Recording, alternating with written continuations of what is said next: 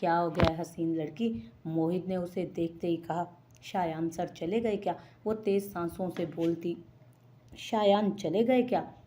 شایان یا سر؟ وہ شرارت سے بولا۔ وقت کی پابندی نہیں سکھائی تمہیں کسی نے؟ شایان عثمانی کی آواز پر دونوں نے مڑ کر اس کی طرف دیکھا۔ سوری میں بابا۔ چلو۔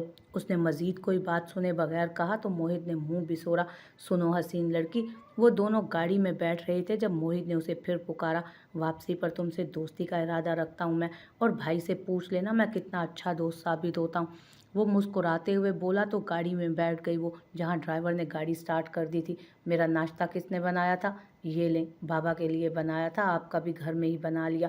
اس نے ریپر میں اچھے سے لپٹے پراٹھے کی طرف اشارہ کرتے کہا۔ شایان نے ایک نظر اسے اور ایک نظر اس کے ریپنگ رول کو دیکھا۔ کیا میں یہ سب کھاتا ہوں؟ مجھے لگا کبھی کبھار۔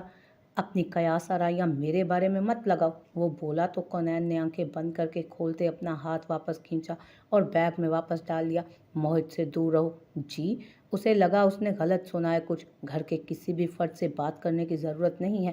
بالکل، یہ میرے اپنے ہیں ہی نہیں، اور میں غیروں سے بات کرتی بھی نہیں۔ وہ اسے دیکھ کر کہتی اپنے ہاتھ کو دیکھنے لگی تو وہ بھی سر جھٹک گیا۔ وہاں پہنچتے ہی افراتفری مچ گئی تھی۔ شایان عثمانی کا روب تھا یہ۔ وہ اپنے کیبن میں گیا تو وہ بھی پیچھے داخل ہوئی۔ کافی بنا دو، اس نے اسے دیکھتے کہا تو وہ سر ہلاتی باہر نکل گئی۔ کچن کا پوچھ کر اس کے لیے کافی بنائی۔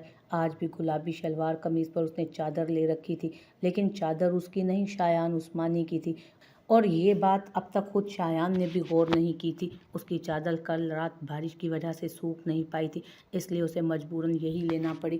کافی ڈالتے کچھ چھینٹے اس کے ہاتھ پر بھی پڑے تھے، لیکن وہ نظر انداز کرتی جلدی سے آفس کی طرف بڑھی۔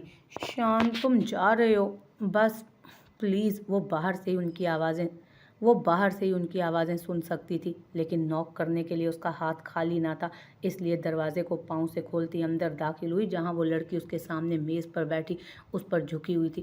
اس کے آنے پر بھی وہ نہیں ہٹی تو کونین نے ایک سرد نگاہ ناگوار سی نظر اس شخص پر ڈالی جو اسے ہی دیکھ رہا تھا۔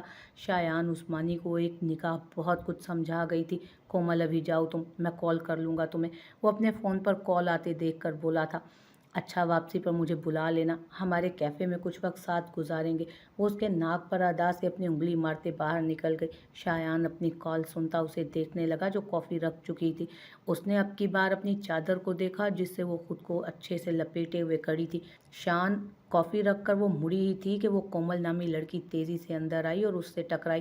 تمیز نہیں ہے لڑکی، وہ کونین خاور پر چیخی۔ کیا مسئلہ ہے کومل؟ یہ آفس ہے میرا، وہ دھاڑا۔ یہ تمہاری کام والی اندھی ہے کیا؟ کومل نے اسے دیکھتے ہوئے پوچھا۔ میں کام والی نہیں ہوں، کونین نے اسے اوپر سے نیچے تک دیکھتے کہا سرد انداز میں۔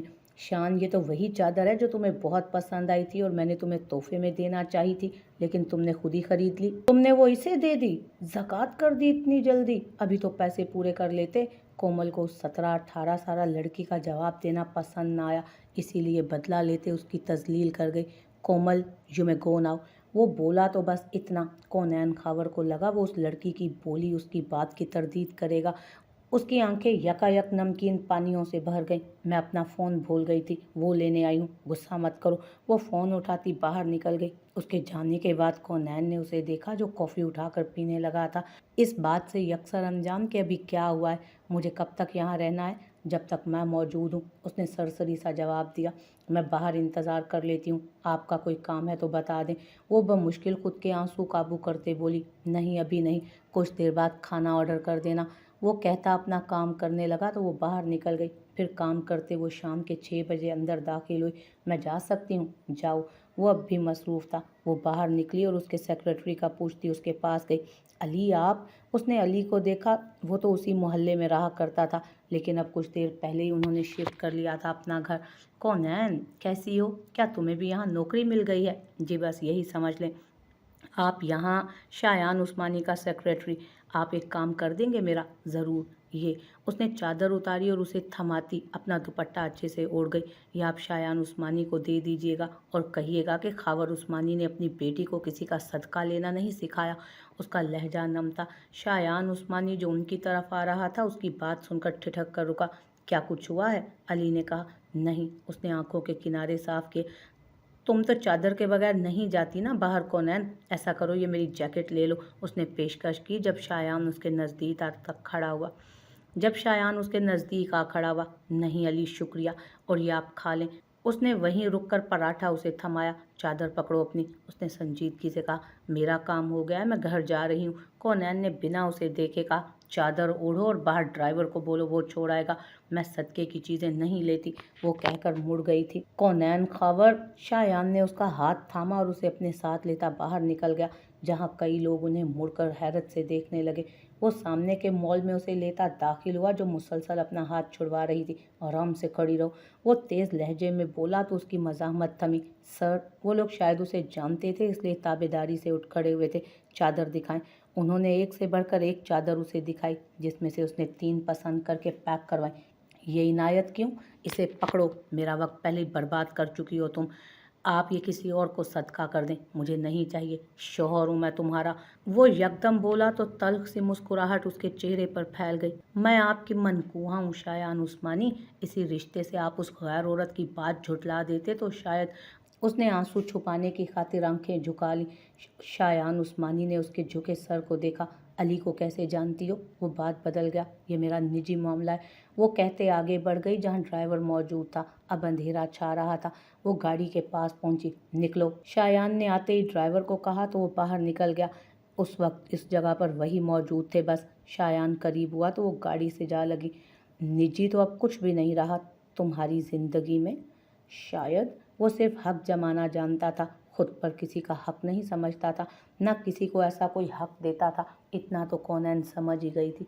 क्या चाहते हैं आप मुझसे शायान? उसने निगाहें उठाकर पूछा तो शायान उस्मानी थम गया।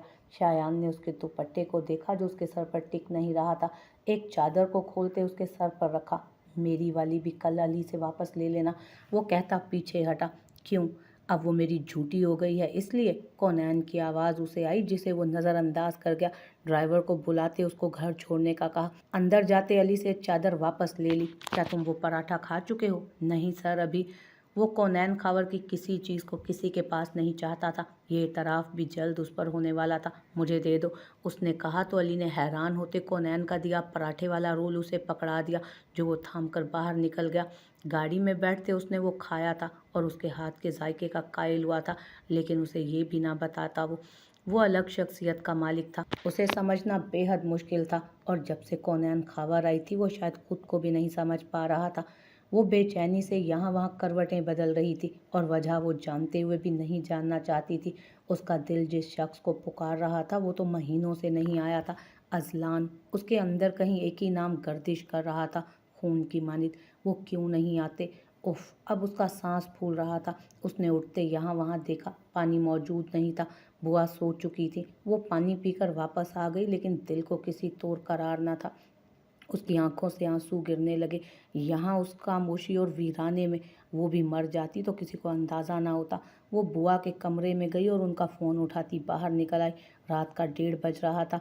आज उसने अपनी दवा नहीं ली थी जो रोज़ बुआ देती थी, लेकिन आज उनकी तबीयत ख़राब थी इसलिए वो भूल गई थी। उसने कॉन्टैक्ट लिस्ट निकाली। अजलान अजहर, आज़म अजहर, ये नाम एक साथ ही तो लिखे थे। आज़म अजहर पर निगाहें टिकाए उसने कॉल मिलाई जो नहीं उठाई गई थी, और शायद उसे फ़र्क नहीं पड़ा था। अजलान अजहर के नाम पर क्लिक किया तो बेल जाने लगी। उसका सांस मज़ीद फूलने लगा, हाथ पसीने से भर गए। क्या हुआ है बुआ, सब खैरियत है? अजलान की आवाज़ गूंजी तो उसने झट से कॉल काट दी। उसकी कॉल दोबारा से आई थी जो उसने नहीं उठाई। 2:30 बजते ही उसे रोना आया और ख़ुद पर गुस्सा भी। उसने दोबारा वो नंबर मिलाया। कौन बात कर रहा है? आपके अजलान अजहर की आवाज़ गूंजी। शायद उसे भी अंदाज़ा हो गया था कि रात के 2:30 बजे बुआ उसे कॉल नहीं करेंगी। आपको फरिश्ते का नाम तक भूल गया। वो हिचकी भरते बोली, क्यों फ़ोन किया? वो जो उम्मीद में थी कि वो उससे हाल पूछेगा, उसकी तबीयत पूछेगा, लेकिन इज़ी अजलान अजहर। उस शख्स ने संजीदगी से तस्हीह की। फरिश्ते ने गहरा सांस भरने की कोशिश की लेकिन नाकाम रही। मैं कॉल काट रहा हूँ। फरिश्ते के आंसू भल भल बहने लगे, सांसें अब अटक कर आ रही थीं। उसने फ़ोन वहीं रख दिया और औंधे मुंह लेटकर बिखरे सांस और हिचकियों से रोने लगी। अजलान अजहर ने कितने महीनों बाद उसकी आवाज़ सुनी थी, जो दिल पर लाखों पहरे बिठाए थे, लेकिन उसकी आवाज़। वो गाड़ी की चाबियाँ उठाता फ़ौरन बाहर निकला। बुखार था उसे सुबह से, लेकिन उस ज़ात के लिए वो पागल था। मेरे लिए किसी को क्यों नहीं बनाया। उसकी सरगोशी कमरे में दाखिल होते उसने बखूबी इस घर की चाबियां उसके पास भी मौजूद होती थीं। आखिर वो उसी का घर था। घड़ी 3 का हिंसा अबूर कर चुकी थी। उसके पास आते उसके पाँव से स्लीपर्स उतारे और उसे सीधा करता तकिए पर उसका सर रख गया। वो चेहरा सामने था। अजलान अजहर को लगा वो अपने सारे पहरे खुद ही तोड़ देगा। उसके चेहरे पर मिटे आंसुओं के निशान थे। वो नींद में थी शायद। अजलान खुद को बेकाबू महसूस करता फौरन उससे दूर हुआ। जब अपना हाथ उसकी गिरफ्त में महसूस करते थमा था। आप ऐसा नहीं कर सकते इजी। वो आंखें खोले उसे ही देख रही थी। तुम ठीक हो? अब मुझे जाना चाहिए। नहीं, मैं ठीक नहीं हूँ। हाथ अब भी उसकी गिरफ्त में था। 8 माह 10 दिन का हिज्र सहा था दोनों ने। कमरे में यकदम फ़ोन की आवाज़ गूंजने लगी। स्क्रीन पर ब्लिंक होता आज़म अजहर का नाम था, जो दोनों ने बैक वक्त देखा। फिर कमरे में खामोशी छा गई। अजलान, सो जाओ और मेरे नंबर को दोबारा मत मिलाना। दूसरा ऑप्शन बनना कभी पसंद नहीं रहा मुझे। क्या आपने पहला ऑप्शन बनने की कोशिश की है?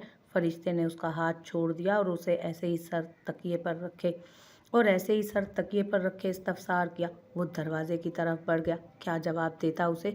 मेरा झूला लगा है अब तक? नहीं। वो संजीदगी से झूठ बोल गया। मेरे जाने के बाद मुझसे मुंसलिक कोई चीज़ भी आपको गवारा नहीं थी अजलान अजहर? या मैं ही कभी गवारा ना थी आपको? अगर ऐसा था तो ये जिम्मेदारी क्यों ली अपने सर? किसी और अरे गहरे के सपुर्द कर देते।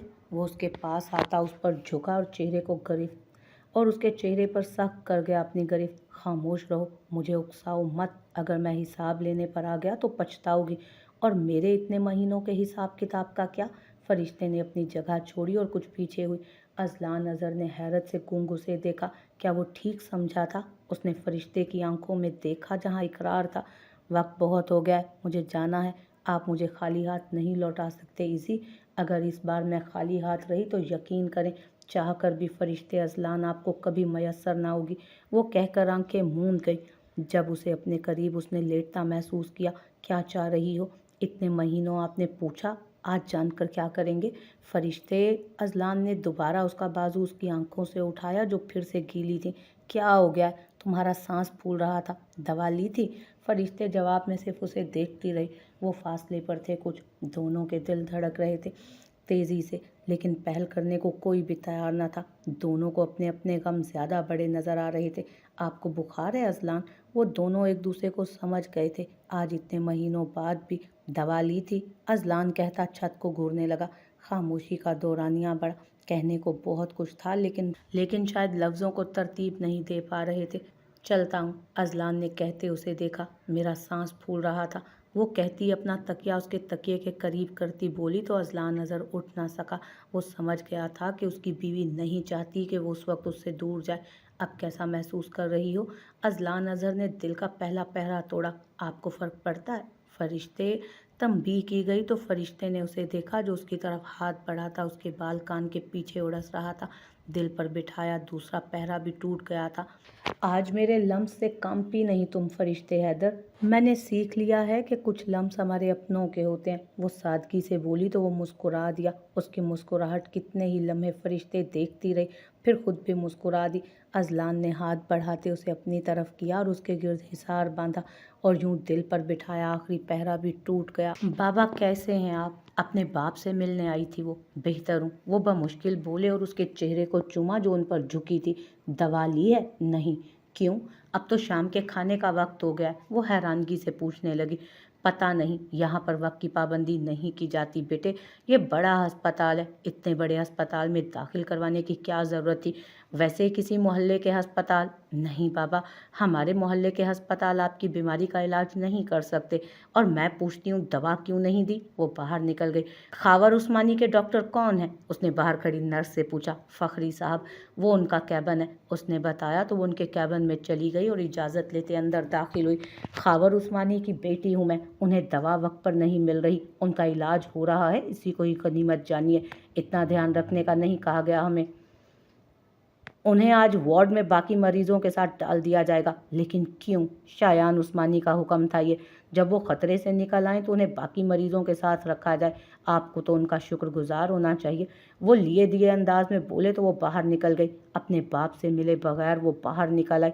कितनी ही देर उस बेंच पर बैठी रही और आसमान को तकती रही। क्या फ़ायदा था इस शख्स की गुलामी करने का? क्या फ़ायदा था इतनी दौलत का कि उसका बाप यूं रुल रहा था। उसकी आंखें नम हुई। शायान उस्मानी। उसके लबों से ये नाम अदा हुआ तो उसके ऑफिस की तरफ रवाना हुई।